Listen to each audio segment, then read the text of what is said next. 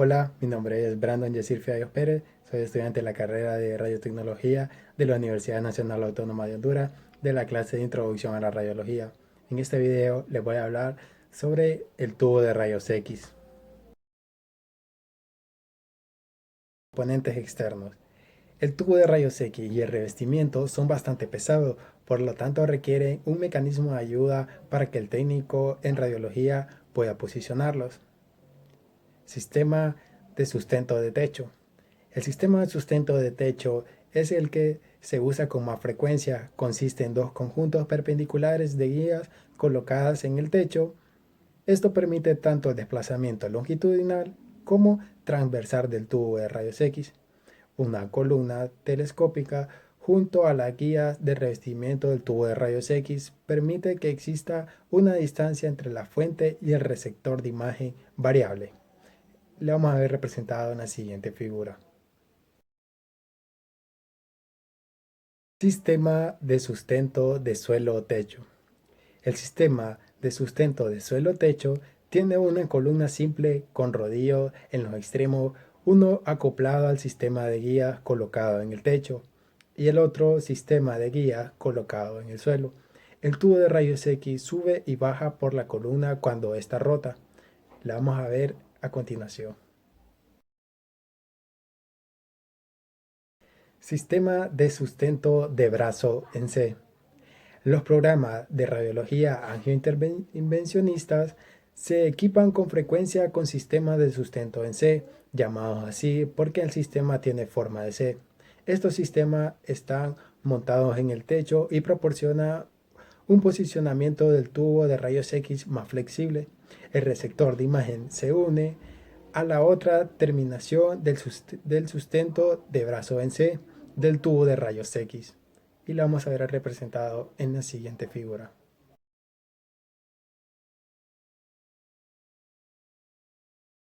El revestimiento protector.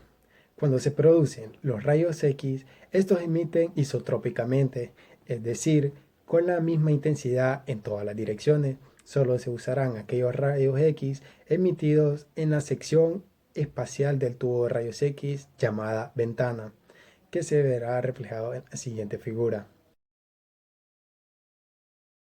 Los rayos X emitidos desde la ventana se conoce como haz útil. A los rayos X que escapan a través del revestimiento protector se llama radiación de fuga. Esta radiación no contribuye a la información de diagnóstico y conlleva una exposición innecesaria para el paciente y para el técnico radiólogo. El revestimiento protector evita una excesiva exposición a la radiación y a las descargas eléctricas. El revestimiento protector también proporciona un sustento mecánico al tubo de rayos X y lo protege de daños causados para una utilización poco cuidadosa. El revestimiento protector de algunos tubos de rayos X contiene aceite que sirve como aislante contra descargas eléctricas y como amortiguador térmico para disipar el calor. Algunos revestimientos de protector tienen un ventilador refrigerador para enfriar el aire del tubo o expandir el aceite cuando se calienta. Carcasa de metal o vidrio. Un tubo de rayos X es un tubo de vacía electrónico con sus componentes contenidos en una carcasa de vidrio o metal. Sin embargo, el tubo de rayos X es un tipo especial de tubo de vacío que contiene dos electrodos, el cátodo y el ánodo. El revestimiento grande de unos 30 centímetros o 50 centímetros de largo y 20 centímetros de diámetro. La carcasa de vidrio está hecha de cristal de Pyrex para que sea capaz de resistir el tremendo calor generado. Los tubos con carcasas metálicas mantienen un potencial eléctrico constante entre los electrones de la corriente del tubo y de la carcasa. Por lo tanto, tienen una vida más larga y son menos propensos a fallar. Casi todos los tubos por alta capacidad de corriente usan carcasas metálicas. Los tubos de rayos X se diseñan con carcasa de cristal o de metal. La ventana del tubo de rayos X es un área de la carcasa de cristal o metal aproximadamente de 5 a 2 centímetros, muy delgada y a través de la cual se emite el haz útil de rayos X. Esta ventana permite la emisión máxima de los rayos X con una absorción mínima. Componentes internos. El cátodo. El cátodo es la parte negativa del tubo de rayos X y tiene dos partes principales, un filamento y una copa focalizadora, que lo vamos a ver representado en la siguiente imagen. El filamento. El filamento es una espiral de cable similar al que se puede encontrar en una tostadora, pero mucho más pequeña. Normalmente el filamento tiene un diámetro aproximado de 2 milímetros y 1 o 2 centímetros de largo. En una tostadora se conduce una corriente eléctrica a través de la espiral, proporcionando que se ponga incandescente y emita una gran cantidad de calor. Un filamento de tubo de rayos X emite electrones cuando se calienta. En el momento que una corriente a través del filamento es suficientemente alta, los electrones de las capas externas de los átomos del filamento son expulsados de este. Este fenómeno se le conoce como emisión termoiónica. Los filamentos se fabrican generalmente de tungsteno toreado. El tungsteno provoca una emisión termoiónica mayor que otros materiales. Su punto de fusión se produce a 3400 grados centígrados y por lo tanto no es probable que se funda como ocurre en el filamento de una bombilla. Además, el tungsteno no se vaporiza fácilmente. Si esto ocurriera, el tubo se volvería rápidamente gaseoso y sus partes internas se cubriría de tungsteno. Si se añade un 1 o 2% de torio al filamento del tungsteno, se incrementa la eficiencia de la emisión termoiónica y se prolonga la vida del tubo. Copa focalizadora. El filamento se incrusta en una copa metálica llamada copa focalizadora, que la vamos a ver representada en la siguiente imagen. Debido a que todos los electrones acelerados del cátodo al ánodo son eléctricamente negativos, el haz de electrones tiende a dispersarse por la repulsión electrostática. Algunos electrones pueden incluso perder completamente la dirección hacia el ánodo. La copa focalizadora está cargada negativamente, por ello confina el haz de electrones en una pequeña área del ánodo, que la vamos a ver representada en la siguiente imagen. La eficiencia de la copa focalizadora está determinada por su tamaño y su forma, su carga, el tamaño y la forma del filamento y por la posición del filamento en la copa focalizadora. La mayoría de los tubos de rayos X de ánodo rotatorio tienen dos filamentos acoplados al cátodo, de lado a lado, creando un punto focal pequeño y grande. Los filamentos en los tubos de rayos X biángulos deben colocarse de extremo a extremo, con el filamento de foco pequeño encima de un filamento grande. Corriente de filamento. Cuando el sistema de imagen por rayos X se pone en marcha, una corriente baja pasa a través del filamento para calentarlo y para prepararlo para la sacudida térmica necesaria para la producción de rayos X. Con bajas corrientes en el filamento no hay corriente en el tubo, porque el filamento no alcanza suficiente temperatura para producir la emisión termoiónica. Una vez que la corriente del filamento es suficientemente alta para producir la emisión termoiónica, un pequeño aumento en la corriente del filamento origina un gran aumento en la corriente del tubo. La corriente del tubo de rayos X se ajusta controlando la corriente del filamento. Los electrones emitidos desde el filamento están en las inmediaciones del filamento. Antes de ser acelerados hacia el ánodo, debido a que estos electrones tienen cargas negativas, se repelen unos a otros y tienden a formar una nube alrededor del filamento. Esta nube, llamada carga espacial, hace difícil que se emitan los electrones posteriores debido a la repulsión electrostática. Este fenómeno se llama efecto de la carga espacial. Un obstáculo importante en la producción de rayos X con corrientes mayores de 1000 miliamperios en un diseño adecuado de los componentes compensatorios de la carga espacial. La emisión termoiónica en bajos kBp y altos mA se puede ver limitada por la carga espacial. En cualquier filamento, por ejemplo, en la que aparecerá en la siguiente figura. La corriente del tubo aumenta con el incremento del voltaje a un máximo. Un incremento adicional en kBp no proporciona un aumento de mA, porque ya se ha usado todos los electrones disponibles. Esto se llama la corriente de saturación. La corriente de saturación no se alcanza para kBp bajo debido a la limitación de la carga espacial. Cuando un tubo de rayos X se utiliza en la corriente de saturación, se dice que es de emisión limitada. La mayoría de los tubos de rayos X de diagnóstico tienen dos puntos focales, uno grande y el otro pequeño. El punto focal pequeño se usa cuando se requiere una mayor resolución espacial. El punto focal grande se usa cuando se estudian partes del cuerpo grande y cuando se requieren técnicas que producen mucho calor.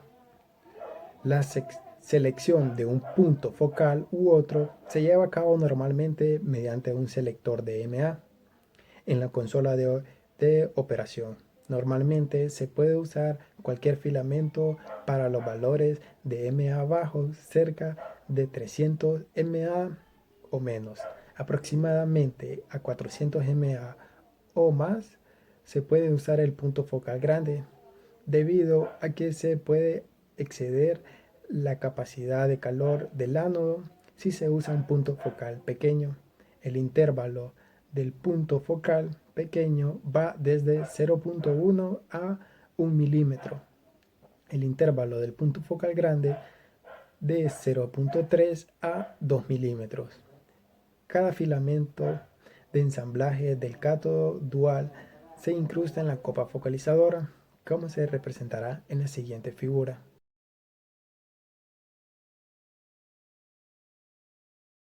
El ánodo es la parte positiva del tubo de rayos X. Hay dos tipos de ánodo, estacionarios y rotatorios, y los vamos a ver en la siguiente figura. Los tubos de rayos X con ánodo estacionario se usan en sistemas de imagen dental con rayos X, algunos sistemas portátiles y otras unidades para uso general, en las que no se requiere ni altas corrientes de tubo ni altos valores de potencial. Los tubos de rayos X de uso general se emplean en el ánodo rotatorio porque deben ser capaces de producir haces de rayos X de alta intensidad en un periodo corto de tiempo. El ánodo desempeña tres funciones en el tubo de rayos X. El tubo del ánodo es un conductor eléctrico. Recibe los electrones emitidos por el cátodo y los conduce a través del tubo a los cables de conexión y de vuelta al generador de alto voltaje. El ánodo también proporciona un soporte mecánico para el blanco. El ánodo también debe ser un buen disipador térmico cuando los electrones que se provienen del cátodo interactúen con el ánodo. Más del 99% de su energía cinética se convierte en calor y este debe disipar rápidamente. Los materiales usados para el ánodo son el cobre, el molibdeno y el grafito. Blanco u objetivo. El blanco es el área del ánodo golpeada por los electrones que provienen del cátodo. En tubos con ánodos estacionarios, el blanco consiste en una aleación de tungsteno incrustada en el ánodo de cobre. En tubos con ánodos rotatorios, el disco que rota es el blanco y lo vamos a ver representado en las siguientes figuras.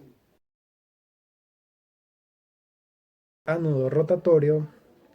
El tubo de rayos X con ánodos rotatorios permite al haz de electrones interactuar con un área del blanco mucho mayor y por lo tanto el calor del ánodo no se confina en un solo punto como en un ánodo estacionario.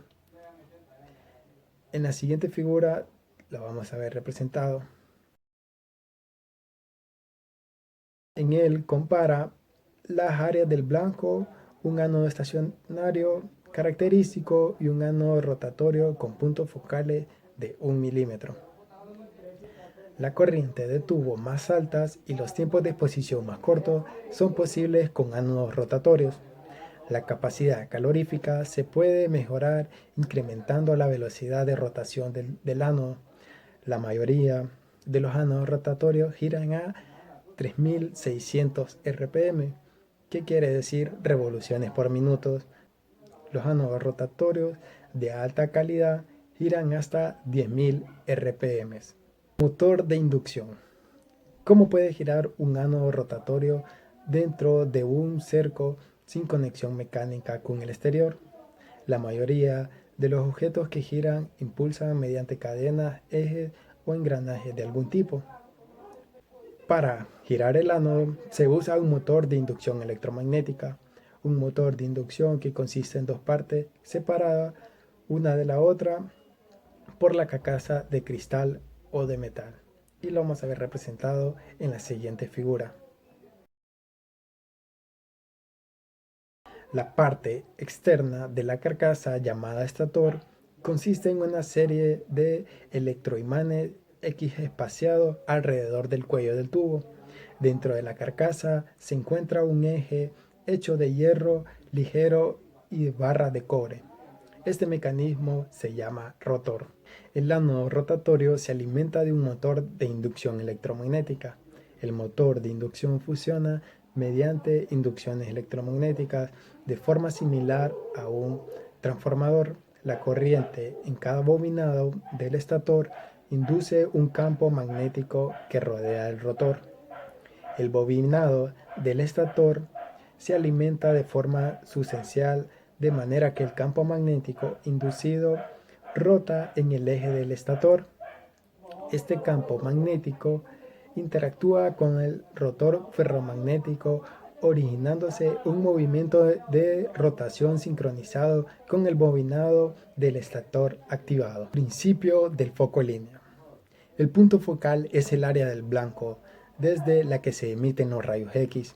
La radiología requiere puntos focales pequeños debido a que se produce una mejor resolución espacial de la imagen.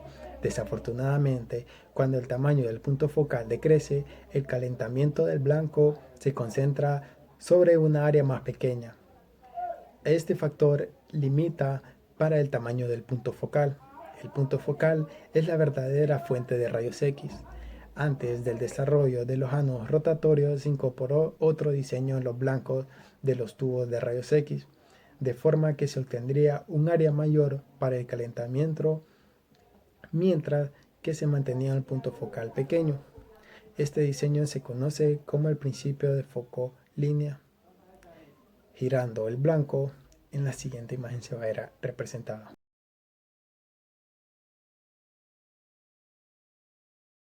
Se consigue un área mayor para el blanco mucho más pequeña que la verdadera área de interacción del electrón. El área efectiva del blanco o tamaño del punto focal efectivo es el área proyectada sobre el paciente y el receptor de imagen. Este valor dado cuando se identifican puntos focales pequeños o grandes. Cuando el ángulo del blanco se hace más pequeño, el tamaño del punto focal efectivo se hace más pequeño. Los tubos de rayos X de diagnóstico tienen un ángulo entre 5 y 20 grados. El principio foco línea tiene como consecuencia un tamaño del punto focal efectivo mucho menor que el punto focal real. Efecto Talón. Una consecuencia desafortunada del principio foco en línea es que la intensidad de radiación sobre la parte del cátodo del campo de rayos X es más alta que sobre la parte del ánodo. Los electrones interactúan con los átomos del blanco en diferentes profundidades del blanco. Los rayos X que contribuyen el haz de rayos X útil emitido hacia el ánodo deben atravesar un espesor mayor de material que los rayos X emitidos en la dirección del cátodo, y se verá representado en la siguiente figura. La intensidad de los rayos X que se emiten a través del talón del blanco se reduce debido a que tienen un camino más largo hacia el blanco. Por lo tanto, aumenta la absorción. Este es el efecto talón. A menor ángulo del ánodo, mayor es el efecto talón. El efecto talón produce un punto focal efectivo más pequeño y una intensidad de radiación menor. La parte del ánodo del haz de rayos X. Fallos del tubo de rayos X. Con un uso cuidadoso, los tubos de rayos X se pueden proporcionar muchos años de servicio. Con un uso brusco, la vida del tubo de rayos X se puede ver acortada sustancialmente. La duración del tubo de rayos X depende principalmente del técnico radiólogo. Básicamente, la vida del tubo de rayos X se alarga usando factores radiográficos mínimos de MA, KBP y tiempo de exposición de forma apropiada para cada estudio. El uso del receptor de la imagen más rápida proporciona una mayor duración del tubo.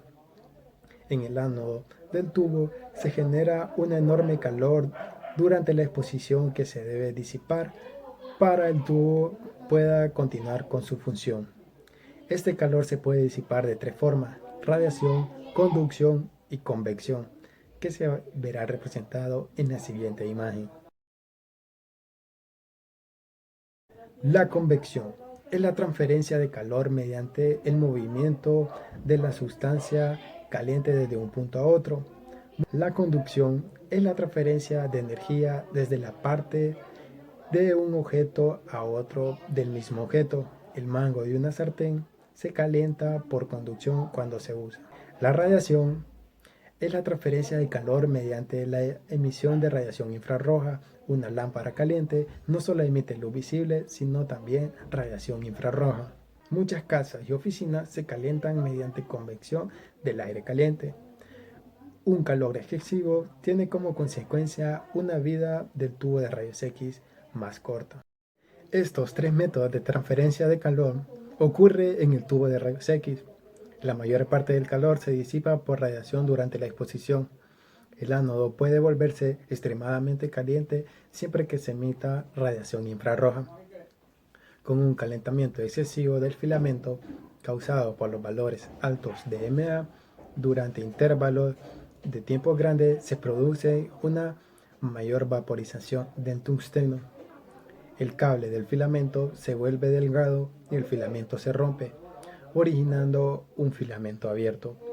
Este tipo de fallo ocurre cuando una bombilla de luz incandescente se quema. Tablas de flujo. En el uso de los tubos de rayos X, el técnico radiólogo se guía por las tablas de flujo de los tubos de rayos X. Es esencial que sea capaz de leer y entender esas tablas. Existen tres tipos de tablas de flujo de los tubos de rayos X que son particularmente significativas para el técnico radiólogo: la tabla de flujo radiográfico, la tabla de flujo enfriamiento del ánodo y la tabla de enfriamiento del revestimiento. Tabla de flujo radiográfico. De los tres tipos de tablas de flujo, la tabla de flujo radiográfico es la más importante debido a que se expresa qué técnicas radiográficas son seguras y cuáles son inseguras para el tubo de rayos X. Cada tabla mostrada en la siguiente figura contiene una familia de curvas representadas que varían las corrientes del tubo en MA. Los ejes X y Y muestran las escalas de los otros dos parámetros radiográficos, tiempo y KBP. Tabla de enfriamiento del ánodo. El ánodo tiene un límite de capacidad de almacenamiento de calor. Aunque el calor se disipa en el baño de aceite y el revestimiento del tubo de los rayos X, es posible debido a un uso prolongado o por múltiples exposiciones que excede la capacidad de almacenamiento del ánodo. La energía térmica Se mide por convenio de las unidades de calorías, unidades térmicas, en inglesa BTU, o en julios, que se representa con una letra J.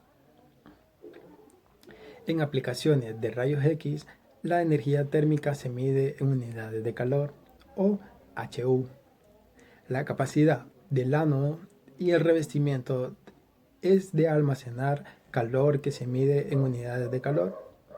Una unidad de calor es igual al producto de un kBp, un mA y un segundo. Tabla de enfriamiento del revestimiento.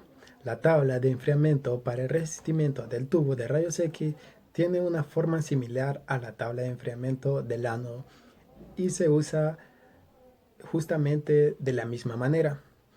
Los revestimientos de tubos de rayos X generalmente tienen capacidad de almacenamiento de calor máxima en un intervalo de varios millones de unidades de calor.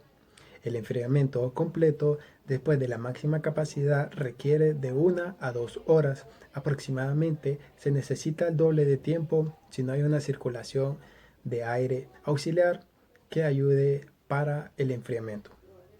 Gracias, este fue todo del video del tubo de rayos X.